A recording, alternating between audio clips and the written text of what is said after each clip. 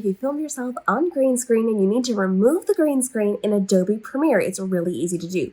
Drag your footage inside of your Premiere, and then you are going to isolate that green color by going over to your effects panel, and you are going to type in the word key. Now, when you get to key, you're going to scroll down, you're looking for ultra key. You're going to grab that and drag it onto the footage. Now, when you drag it on, it's not going to move immediately. You are going to have to come over to your toolbar, and then you're going to need to scroll down to where it says Ultra Key. There's a number of buttons here we are going to be using, so I'm going to show you how to remove it and then how to refine it if it doesn't get it all. So the first thing you want to do is look for that dropper tool. That is picking the color you're trying to remove.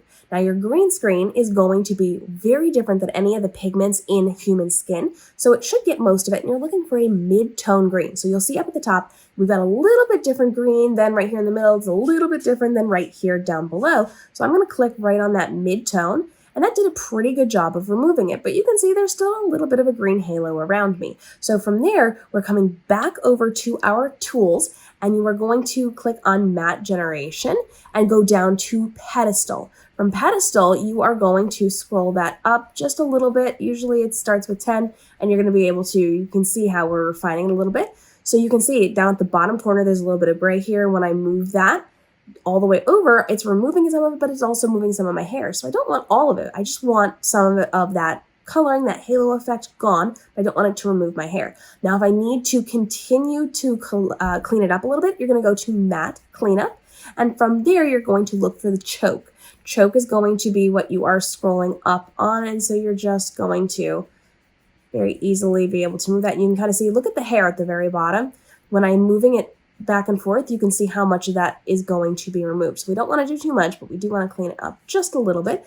And from there, all you have to do is slide in whatever you are going to be putting beneath it. So let me just go ahead and put this here. If it is not positioned correctly, you can actually click on it and scale that up so that it is positioned more, and you can position it right, left, up, down, all of those things. So from here, we're just going to play this.